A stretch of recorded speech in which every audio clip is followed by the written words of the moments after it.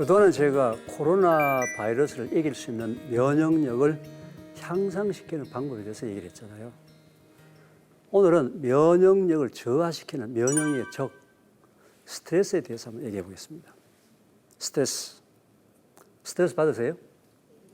그렇죠. 최소한도 대한민국 사람이라면 스트레스 안 받을 수가 없죠. 나이에 관계없이. 그죠? 유치원 아이서부터 연세 드신 어르신까지 연령별로 다 스트레스 받는 거 알고 있죠. 그죠? 다 스트레스 받아요. 나이에 관계없어요. 어린애부터 시작해가지고 초, 중고 때까지는 어떻게 해요? 수능 때문에 엄청난 스트레스 받겠죠. 20대 대학생들은 무슨 스트레스 받을까요? 취업 문제. 대학교 입학하자마자 졸업에 대한 스트레스. 취업이 안 되니까. 자, 취업해서 30대는 무슨 스트레스? 네? 이제 결혼 문제. 그죠? 결혼. 또 뭐 여러 가지 사회적인 그 직장에 관련된 문제. 그죠? 결혼한 사람들은 또 뭐예요? 자녀 문제. 40대는, 50대는. 40대는 뭐예요? 자기 직업에 관련되는 문제. 50대는 뭐예요? 은퇴에 관련돼가지고. 60대는 뭐예요? 노후에. 요즘 60대 가장 많은 스트레스가 뭐예요? 손자, 손녀 봐준다고. 그것도 요즘은 의무상이 된 것 같아요. 과거에는 도와주는 건데 요즘은 당연히 왜? 워낙 힘들게 사니까. 아들, 딸들이. 워낙 힘들게 사니까 그것 좀 도와주려고. 그러니까 결론은 뭐다? 스트레스는 굉장히 피할 수 없는 사회가 됐어요. 자, 스트레스의 종류에 대해서 한번 살펴보겠습니다. 스트레스는 종류가 두 가지가 있어요. T 스트레스, U 스트레스. T 스트레스는 부정적인 스트레스예요. U 스트레스는 뭐예요? 긍정적인 스트레스예요. 자, 부정적인 스트레스는 건 뭐냐면은 이런 거예요. 긍정적인 스트레스, 부정적인 스트레스 차이는 이런 겁니다. 내가 어떤 카페에 맞선을 보러 갔어요. 그럼 그날 저녁에 어떻게 막 흥분도 되고 스트레스 받죠. 이게 무슨 스트레스예요? 긍정적인 스트레스인 거예요. 그죠? 근데 똑같은 카페에 빚쟁이를 만나러 간 거예요. 무슨 스트레스예요? 부정적인 스트레스예요. 근데 안타깝게도 현재 한국 사람들이 받고 있는 스트레스의 거의 대부분 다가 뭐예요? 부정적인 스트레스라는 거예요. 부정적인 스트레스. 그런데 이 부정적인 스트레스 중에서도 크로닉 스트레스, 이건 만성, 긴 시간을 통해서 조금씩 해서 굉장히 긴 시간 동안에서 받는 스트레스. 어큐트, 급성 스트레스. 자동차 타고 가다가 누가 샥 신호 무시하고 들어가지고 확 화나는 거. 어느 게 더 무서울 것 같아요? 만성 스트레스가 훨씬 더 심각한 거예요. 인체에 영향을 더 부정적으로 많이 끼치는 거예요. 이 스트레스에 대한 연구가 전 세계적으로 굉장히 많이 진행되겠죠. 의학적으로도 그렇고, 그죠? 그래서, 미국에서도 이 스트레스에 대한 연구를 굉장히 많이 했어요. 그 중에 최근에 나온 스트레스 나온 연구 결과 중에서 재미있는 게 하나 있습니다. 미국에 있는 의과대학에서 이제 실험을 했는데 매년 연말에 한 2만 명의 사람한테 두 가지 질문을 했어요. 첫째, 당신은 1년 동안에 얼마나 많은 스트레스를 받았습니까? 많이 받았다, 중간이다, 적게 받았다. 그래서 스트레스 받았던 정도를 이제 질문했고, 두 번째, 당신은 스트레스를 받으면은 건강에 나쁘다고 생각합니까? 건강하고 관계없다고 생각합니까? 즉, 스트레스 받았을 때 스트레스가 건강에 나쁜 영향을 미치느냐 안 미치느냐를 물었던 거예요. 두 가지 질문을 1년에 2만 명 사람한테 한 8년간 실험을 했어요. 그 실험 기간 중간에 죽은 사람이 있겠죠. 그죠? 죽은 사람들의 질문지를 보니까 역시 스트레스를 많이 받았다고 얘기한 사람이 많이 죽었어. 그러니까 결국 스트레스를 적게 받은 사람보다는 많이 받았다고 얘기한 사람이 많이 죽은 거예요. 많이 죽었는데 더 재밌게도 그 죽었던 사람 있죠. 죽었던 사람의 두 번째 질문 있죠. 두 번째 질문이 스트레스 받으면 나는 건강에 해롭다라고 생각한 사람들만 다 죽은 거예요. 스트레스 받았어도 나는 건강에 문제가 없다 한 사람은 죽은 사람이 별로 없는 거예요. 이건 뭘 얘기하느냐면은 스트레스 받는 그 자체도 중요하지만 스트레스를 받았을 때 그 사람의 자세가 어떠냐에 따라서도 스트레스가 인체에 영향을 더 많이 해로움을 끼치느냐 또는 적게 해로움을 끼치느냐가 증명이 된 거죠. 그죠? 그럼 이게 이제 왜 그러면은 스트레스 받더라도 내가 그렇게 큰 문제가 없다라고 생각한 사람이 오래 살았느냐라는 부분들을 또 하버드 의과대학에서 연구를 했어요. 연구를 해보니까 결국 사람의 몸에 스트레스를 받게 되면 스트레스성 호르몬이 생겨요. 스트레스 호르몬은 굉장히 나쁜 거예요.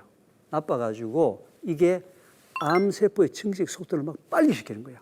그 스트레스를 받지 않으면 30년, 40년 뒤에 안 걸릴 사람이 스트레스를 받게 되면 더 빨리 암이 자라는 거예요. 물론 스트레스가 발암 인자는 아니에요. 스트레스 때문에 암이 생기는 건 아닌데 스트레스 때문에 암세포가 증식 속도가 빨라지기 때문에 암과 관련이 되는 거예요. 근데 왜 긍정적인 생각을 했는 사람이 왜 이게 스트레스 효과를 나쁜 영향을 적게 받았을까 연구를 해보니까 스트레스를 받을 때는 나쁜 호르몬이 많이 생기는데 나쁜 호르몬만 생기면 사람이 문제가 생기니까 스트레스 생길 때 나쁜 호르몬의 나쁜 영향을 보호해 주려고 좋은 호르몬도 생기는 거예요. 그 좋은 호르몬의 이름이 옥시토신이라는 호르몬이에요. 이것도 스트레스 받았을 때도 생기는 거예요, 같이. 몸이 너무 나빠지지 않게. 근데 저 옥시토신이 보통 언제 생긴다? 내가 다른 사람을 껴안아줄 때.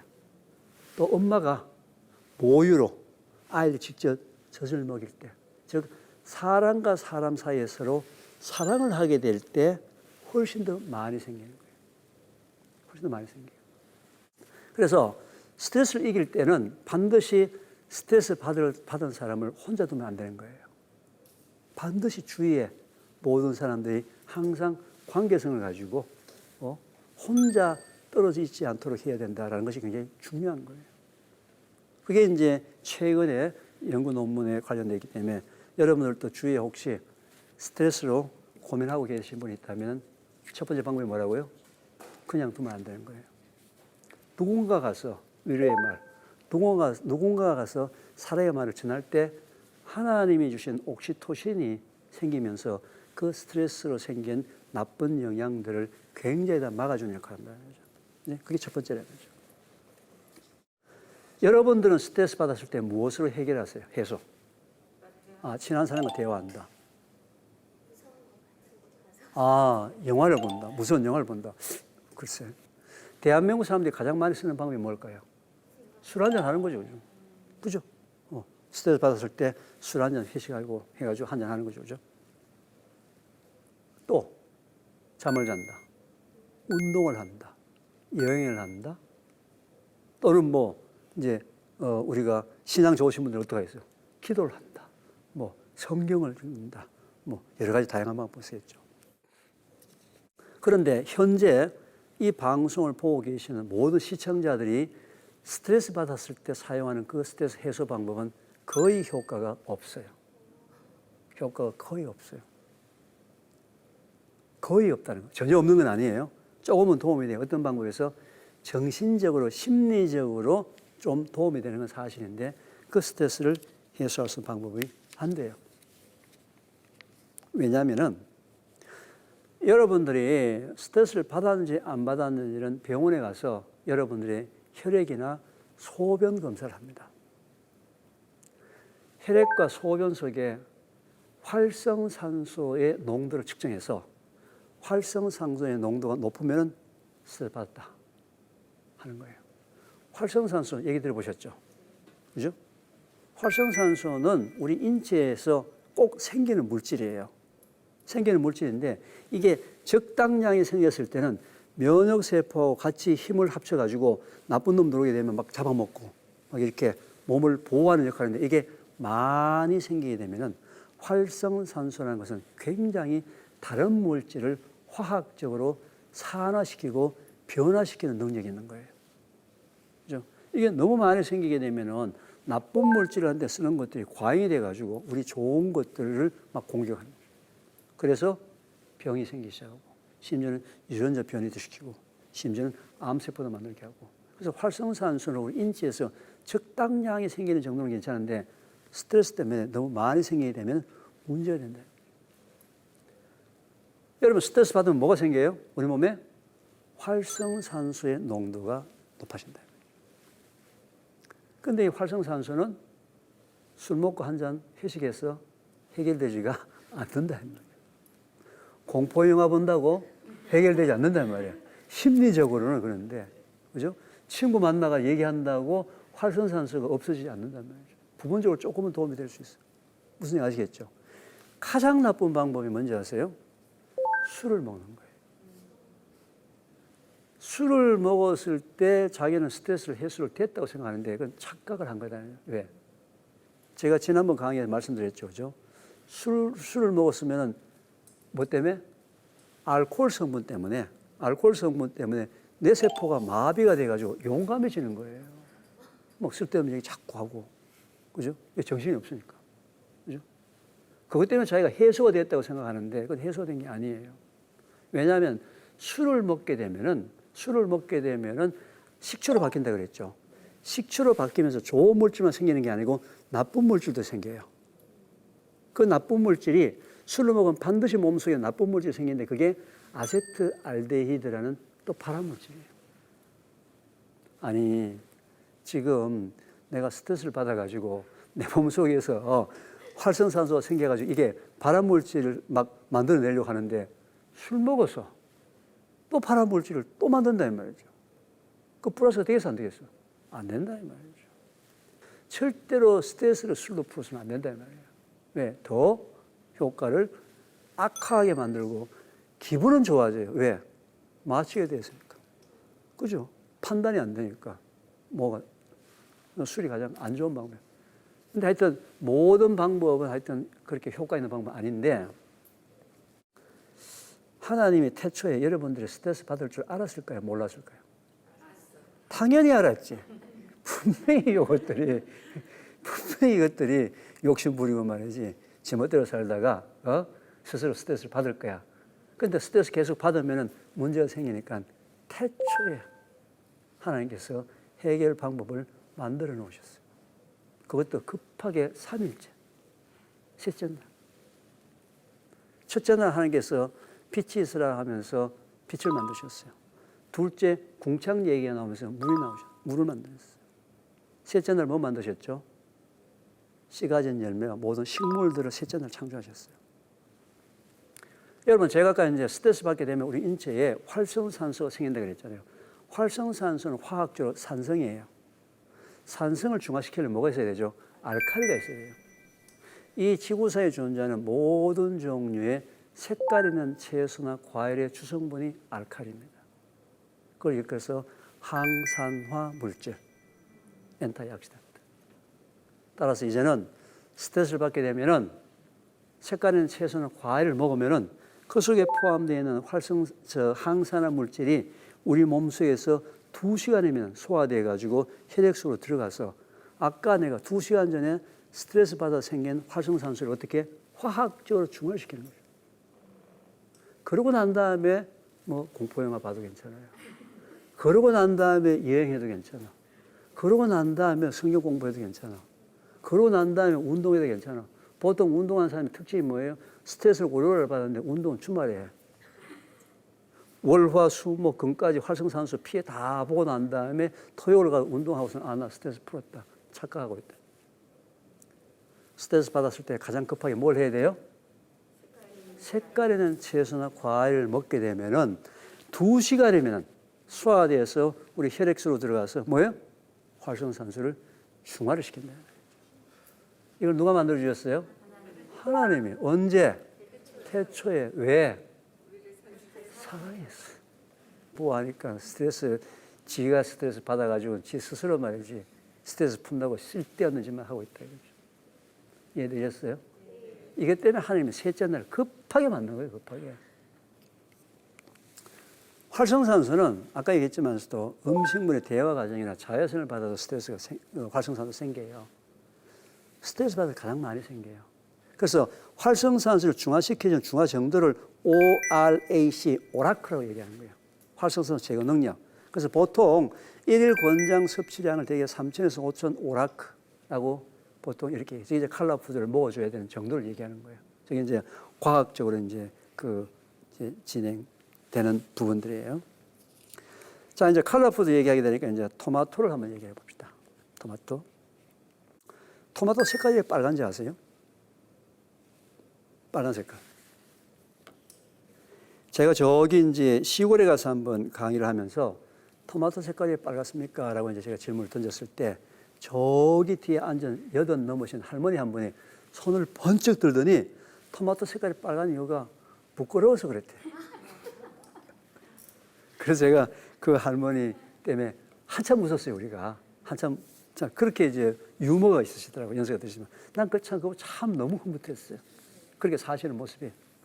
자, 토마토 색깔이 빨간 이유가 뭐냐면은 토마토 속에 여러분들이 스트레스 받아 생기는 활성산소를 중화시켜주는 중화제가 그 속에 포함이 되어 있는데 색깔마다 그 성분은 다 달라요. 빨간색은 라이코펜, 보라색은 안토시아닌. 구조는 다 다른데 기능은 한 가지 기능. 무슨 기능? 활성산소를 중화시켜주는 항산화 기능. 이제는 컬러푸드를 보게 되면 뭐예요? 중요하다. 강조하기 위해서. 자, 그런데 이제 제가 이제 스트레스 받게 되면 이제 컬러푸드를 드시라고 얘기를 했잖아요. 한 가지 문제가 뭐냐면은 토마토 속에 포함되는 그 라이코펜이라는 그 항산화 물질은 지용성이에요. 기름에만 녹아요. 그래서 토마토를 그냥 먹으면은 그 라이코펜 성분이 우리 몸속에 들어서 소화가 안 돼. 흡수가 안 돼. 그리고 오히려 장 속에 들어가서 장을 더 힘들게 만들어. 막 거품을 만들게 되고 가스가 발생시키는. 그래서 외국 사람들은 토마토를 먹을 때 항상 무엇하고 같이 먹죠? 올리브 오일이란 기름하고 항상 같이 먹는다. 그래서 피자나 파스타는 다 올리브 오일이 들어가고 토마토 베이스가 되는 거예요. 그죠? 따라서 이제는 컬러푸드를 먹을 때 그 항산화 물질이 이제 지용성이냐, 수용성이냐를 또 알아야 돼요. 그죠? 복잡하죠? 항상 제 강의는 뭐가 있다 그랬죠? 대안이 있다. 대안. 자, 이제 오늘 이제 강의를 들었어. 강의를 들으니까, 토마토의 그 좋은 성분은 라이코펜이라는 성분은 지용성이기 때문에, 기름하고 같이 먹어야 되겠다. 해서 이제 손님이 왔는데, 토마토를 이제 딱 슬라이스 해가지고 포크 하나 놓고 옆에 참기름 찍어 먹으러 딱 내놓으면 손님이 뭐라고 생각할까? 이상하다. 아니, 토마토를 설탕 찍어 먹고 소금 찍어 먹는 것까지는 들어봤는데 참기름 찍어 먹고 들기름 찍어 먹는 게 이게 도대체 뭐냐? 이렇게 이상하게 생각할 분이 있을 거 아니에요. 그죠? 바로 이때는 하나님이 주신 지혜를 동원을 해야 돼요. 어떻게? 토마토를 먹을 때는 또는 이게 컬러푸드 속에 든 그 성분이 지용성인지 수용성인지 따지지 말고 모든 종류의 컬러푸드를 먹을 때는 항상 견과류 한쪽을 같이 먹습니다. 호두, 잣, 아몬드, 땅콩 같은 견과류 한쪽을 같이 먹으면은 그 견과류 속에는 지방 성분이 굉장히 많이 들어있죠. 견과류의 특징이 지방이 많은 거예요. 그러면 그 견과류 속에는 지방을 분해하기 위해서 우리 몸속에서 지방 분해 요소가 왕창 나와가지고 컬러푸드 속에 포함되어 있는 그 지용성 성분을 100% 흡수합니다. 이제는 컬러푸드 먹을 때 이게 지용성이나 수용성이나 따질 필요 없이 뭘 같이 먹는다? 견과류 한쪽. 그죠? 또 그것도 너무 많이 먹으면 안 되는 거 알고 있죠. 그죠? 견과류도. 그죠? 적당하게. 이해되셨죠? 예. 제가 이제 그 강의를 하면서 결혼하신 분들한테 좀 물어봐요. 결혼하셨나요? 그럼 집에서 부부싸움 하세요? 당연히 하지. 도대체 부부싸움 안 하는 그런 사람이 어디 있어. 당연히 부부싸움 하시죠. 이제는 부부싸움 할 때는 태초 먹거리 부부싸움을 하셔야 돼요. 어떻게? 자, 부부싸움을 딱 하게 되면 남편과 아내의 피 속에는 뭐가 생겨요? 활성산소가 생기는 거야. 그죠? 지금까지 그냥 헤어졌잖아요. 그럼 언젠가는 두 사람의 몸에는 상처가 남겠죠. 활성산소 돌아가면서.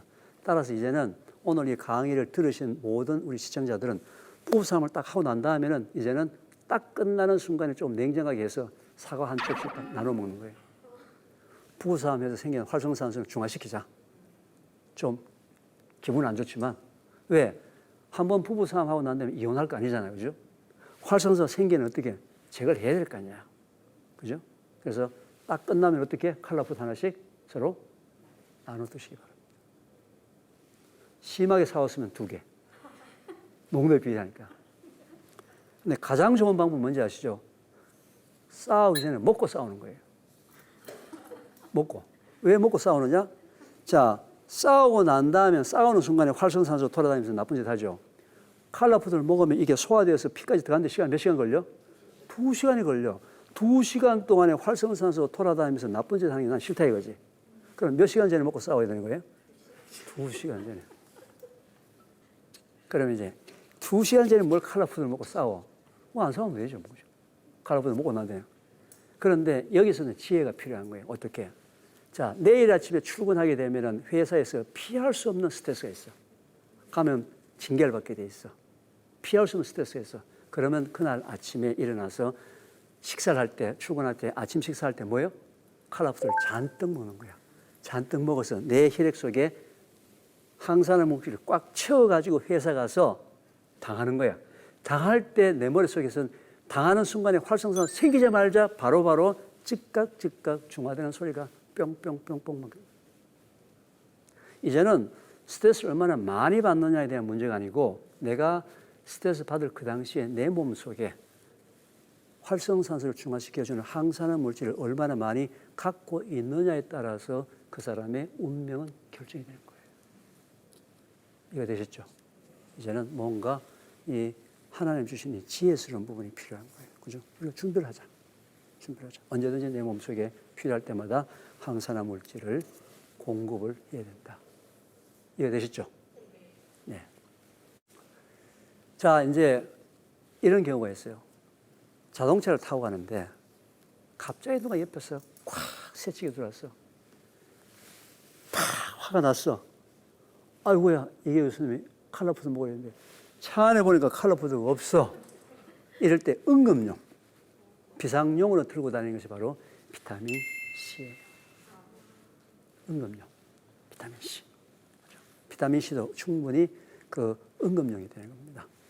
그런데 비타민 C 같은 걸 또 차 안에 오래 두게 하면 특히 여름철 같은 경우에는 높은 온도 때문에 이게 산화가 일어나서 누렇게 되기 때문에 항상 비타민 C는 흰 색깔을 확인해야 돼요. 하얀 색깔을 확인해서 산화가 안 된 걸 드셔야 됩니다. 근데 이제 비타민 C는 정제된 거잖아요.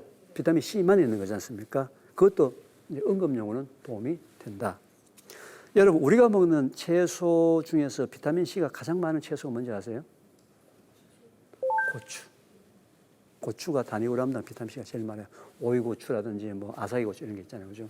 그래서 저는 지금 현재 이 TV를 보고 계시는 모든 시청자분들이 시기는 지금 잠깐 늦었지만 그래도 모종성에 가게 되면 고추 모종을 구할 수도 있고 안 되면 내년에 저희 아파트 사는데 아파트에 화분, 베란다에 화분 있죠? 그 화분 하나에 고추 모종 2개를 꼽을 수 있어요. 고추 모종 하나에 보통 200원에서 500원밖에 안 해요. 고추 모종 1개만 2줄기만 올려도 혼자서 여름 내내 실컷 따먹어요.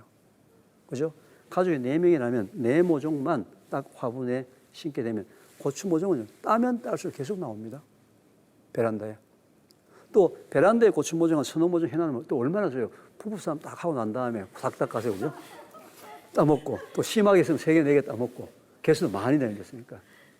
저는 한 사람이 한 평, 한 사람이 10평 하게 되면 노동이 돼가지고 안 돼요. 한 사람이 한 평 정도 가지고 자기가 먹을 수 있는 칼라푸드는 얼마든지 방울토마토부터 시작해서 얼마든지 재배를 할 수가 있어요. 베란다에서도 얼마든지 할 수 있으니까 이렇게 하는 방법이 뭐다? 하나님이 주신 지혜스러운 방법이다. 그죠? 제가 이제 이 슬라이드를 특별히 이제 준비한 이유 중에 하나는 말이죠.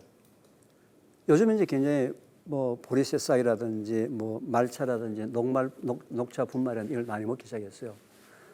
이것도 농축된 것이기 때문에 어떻게 해요? 적당량을 먹어야 된다. 좋다고 해서 항상 너무 과량을 장기간 먹으면 항상 문제가 생길 수가 있다. 특히 이제 이 녹차 분말을 과다 섭취하는 부분들은 저는 추천하지 않아요. 왜냐하면 녹차는 원래 잎을 우려서 먹는 방법이지 녹차 분말을 그대로 먹는 게 아니거든요. 특히 우리나라 사람들이 이걸 가지고 뭐 아이스크림이나 빵이나 뭐 떡이나 이런 데 넣어가지고 분말을 많이 먹는데 녹차 분말에는 의외로 다른 것보다는 알루미늄 양이 굉장히 많이 포함되어 있습니다. 그래서 이것도 좀 조심하셔야 되고요. 미국의 그 암협회에서 5 a day, 하루에 5가지 색깔을 갖고 있는 음식을 먹으면 절대로 암에 걸리지 않는다. 이게 미국 암협회 공식 구호입니다. T 면역세포가 코로나 바이러스의 45%를 사멸하거든요. 근데 T 면역세포 활동도 줄어드는 경우가요, 걱정할 때예요. 염려할 때, 걱정할 때 면역세포의 활동도 줄어든다고. 지금 우리가 너무 많은 걱정을 하고 있거든요. 근데 어닌 젤라스키라는 사람이 절대로 걱정을 분석해 보니까 많은 사람들이 40%는 절대로 일어나지 않을 가지고 헛걱정하고 있대요. 30%는 이미 일어난 과거 얘기예요. 22%는 이거 진짜 사소한 거. 딴 거일까 싶어. 4%는 내가 어떻게 걱정하더라도 바꿀 수 없는 거. 그리고 실제로 우리가 현재 우리 인간들이 걱정하고 있는 것 중에서 100가지 중에서 99가지는 버려도 되는 거다. 오늘 이 방송을 보고 계시는 분들은 100가지 걱정이 있다면 뭐예요? 96개는 버려라. 그리고 뭔가 활동도, T면역세포의 활동들을 증가시키는 방법을 사용해야 돼요. T면역세포를 증가시키려면요, 걱정을 적게 하고 뭐예요? 기쁘게 살면 되는 거예요. 미국 의과대에서 실험한 결과 중에서 사람이 한번 웃을 때 T면역세포의 활동도가 200배가 증가하면서 코로나 바이러스 수천만 마리를 잡아먹어버려요. 수천만 마리를. 지금도 코로나 바이러스 때문에 걱정되시는 분은 어떻게 하면 돼요? 웃으면 돼요. 웃으면 된다고. 그죠? 하나님이 아담과 하와를 창조하시고 난 다음에 가장 먼저 살게 했던 동네 이름이 뭐죠? 에덴 동산이에요. 에덴이라는 뜻이 뭔지 아세요? 기쁨이라는 뜻이에요. 하나님이 인간한테 원하는 게 뭐예요? 기쁘게 살라는 거예요. 비록 힘들지만, 비록 어렵지만, 비록 지금 고통을 받고 있지만 어떻게 해요? 기쁘게 살아라. 이게 하나님이 인간한테 준 지상명령이에요. 지상명령. 그리고 기쁘게 사는 가운데서 하나님이 어떻게 본인의 역사를 하겠다는 거죠. 뭐 제가 뭐 1000명을 어떻게 하겠어도 제가 뭐 그건 인간의 생각이라는 거죠. 기쁘게 하나님 안에서 기쁘게 사는 가운데서 그 사람이 어떻게 되느냐를 어떻게 하나님이 인도해 주신다는 거죠. 기쁘게 사셔야 돼요. 그죠? 한번 웃어볼까요? 박수 치면서. 웃어볼까요? 웃으면서 볼까요? 웃어볼까요? 방금 T면역세포의 활동도가 200배 증가하면서 코로나 바이러스 지금 수천만 마리 지금 방금 죽었다고요. 이게 현실이라고. 근데 우리나라는 지금 코로나 바이러스 방역에 대한 부분에서 너무 심각하게 걱정, 염려 위주로 하는데 저는 그걸 바꿔야 된다고 생각해요. 분위기를. 즐겁게. 그죠?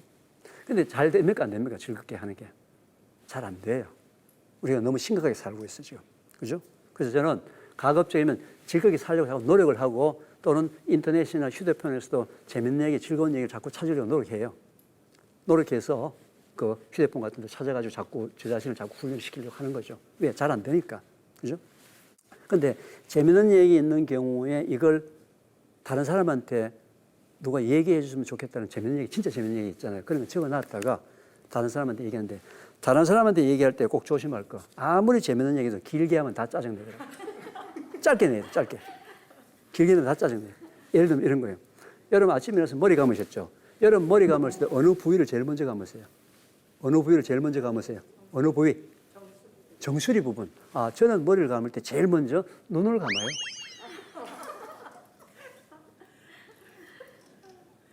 지금 아직도 시청자분 중에서는 이거 무슨 말인지 모르고 지금 하여튼 이런 어설픈 거지만서도 뭐예요? T면역세포의 활동들을 확 증가시켜줘요. 이게 코로나 바이러스를 이길 수 있는 방법이고 이게 하나님이 우리한테 주신 지상명령을 달성할 수 있는 가장 기본적인 방법이에요. 이게 없으면요, 기쁨이 없으면은 하나님의 역사를 안 하세요. 인도하는 방법이 틀려진다. 지금 현재 상황이 어떻더라도 하나님 안에서 기쁨을 회복하셔야 합니다. 요즘은 또요, 인터넷에 동영상이 굉장히 많아요. 또는 사진도 많이 나와요. 제가 사진 하나만 보여드리고 오늘 강의를 마치도록 하겠습니다. 젊은 부부, 30대 부부예요. 30대 부부 맞벌이 부부인데 아내가 남편한테 카톡을 보냅니다. 문자를 보냈어요. 여보, 오늘 내가 갑자기 야근을 해가지고 오늘 집에 가서 저녁을 못해요. 남편 집에 가거든. 베란다 뒤에 검은 봉지 안에 감자 한 봉지 있는데 그거 반만 좀 깎아서 삶아놔라. 그럼 김치하고 해서 저녁 먹자. 그래서 이제 문자를 보냈어, 남편한테.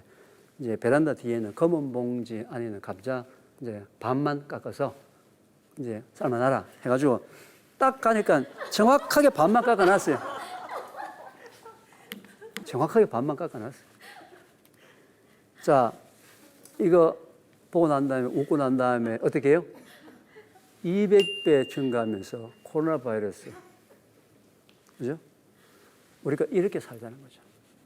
이게 하나님이 우리한테 주신 지상명령이다.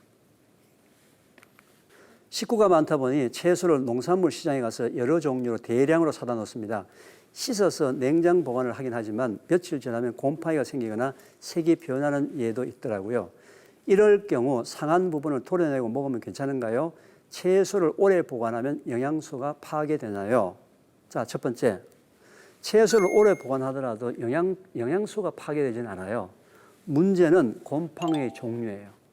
곰팡이 종류 중에서 인체에 해로운 게 있는데 지금 채소 속에 생기는 곰팡이들은 대개 인체에 해로운 게 많아요. 또 곰팡이가 생겼다 하게 되면은 눈에 보이는 부분이 문제가 아니고 곰팡이는 포자가 되어서 많이 날아다닌다고요. 그래서 가장 중요한 건 뭐예요? 곰팡이가 생길 때까지 채소를 보관하면 안 된다. 불편하더라도 먹고 소량 먹고 계속 새로 구입해서 쓰는 방법들을 해서 해야지. 어디 채소를 곰팡이가 생길 때까지 보관을 할 정도로 이거는 아끼는 게 아니죠. 오히려 낭비하는 방법이죠. 색깔이 좀 변하는 건 정도는 괜찮아요. 색깔이 변한다는 것은 뭐냐면은 양배추라든지 뭐 이런 것들을 쭉 찢으면 찢은 면이 갈색으로 변하잖아요. 그 정도는 문제가 없어요. 그것들은 먹어도 전혀 문제가 없습니다. 왜? 그건 변하는 게 당연한 거니까. 요즘 베란다 텃밭에서 채소 키우는 재미에 푹 빠졌습니다. 대파와 상추를 수경 재배하고 있는데요. 이렇게 키운 채소 그냥 먹어도 안전할까요? 텃밭에서 채소를 키우고 먹을 때 주의할 점이 뭔가요? 저는 수경 재배는 추천하지 않아요. 가정에서 흙을 가지고 토양에서 자란 그냥 가장 기본적인 방법. 수경 재배라는 것은 물을 통해서 키우는 방법인데 물 속에 영양 성분을 공급해 줘야 되잖아요. 그건 인위적으로 4가지, 5가지, 6가지 섞어서 눈에만 보기 좋도록 잘 자라게 자라는 영양 성분만 집어넣는 거예요. 그래서 반드시 토양, 흙 속에서 뿌리를 받고 자라도록 해야 되고요. 이렇게 키운 채소는 수경 재배하다 하더라도 그 속에 그 미생물들이 번식할 수 있기 때문에 여름철에는 반드시 식초와 담금 소주를 희석한 물에, 특히 미생물 같은 경우는 식초를 희석한 물에 집어넣어서 조금 담궜다 하게 되면 거의 미생물들이 다 죽으니까 꼭 특히 여름철 같은 경우는 미생물들을 식중독 예방하기 위해서는 식초 희석한 물에 꼭 씻어서 담궜다가 드시기를 추천합니다. 저는 요즘 살 때문에 스트레스를 받고 있습니다. 코로나로 집에 있는 시간이 많아지고 살이 많이 쪘거든요. 활동량이 줄었겠죠. 그죠? 그래서 요즘 열량이 낮다는 곤약면이나 메밀을 즐겨 먹는데요. 아직은 잘못 느끼겠지만 효과가 얼마나 있는지 건강면에서 어떤지 궁금합니다. 이 질문은 이제 제가 이번에 스트레스 말고 요전에 제가 강의했던 그 우리나라 그 K푸드에서 우리나라 전통 발효식품을 얘기를 했잖아요. 저 곤약이라든지 메밀이라든지 이런 부분들도 좋지만 저것만 먹어서는 해결이 되지 않아요. 지금 칼로리가 낮다는 것뿐이지 장 건강을 극대화시키는 식품은 아니거든요. 그래서 지금 이 경우에는 살이 찐다는 얘기는 일단은 뭐예요? 많이 먹었다는 거예요. 탄수화물, 곤약면, 메밀 즐겨 먹는다 그랬어요. 그럼 이게 살이 빠질 리가 없지. 그죠? 간혹 적게 먹어야지. 뭐야? 양에 대한 문제예요. 살이라는 것은 무조건 뭐예요?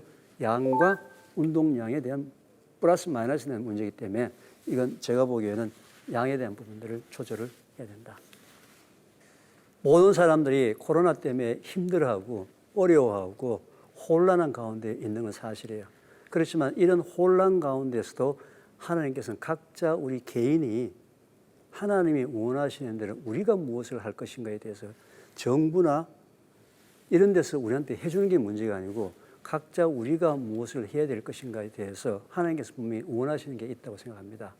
그 부분에 대해서 제가 8번의 강의를 통해서 각자 개인이 무엇을 해야 될 것인가에 대해서 강의를 했습니다. 물론 이게 완벽한 방법이 아니에요. 8가지를 한다고 모든 게 해결되는 방법은 아닌데 8가지를 통해서 우리가 뭘 할 수 있다?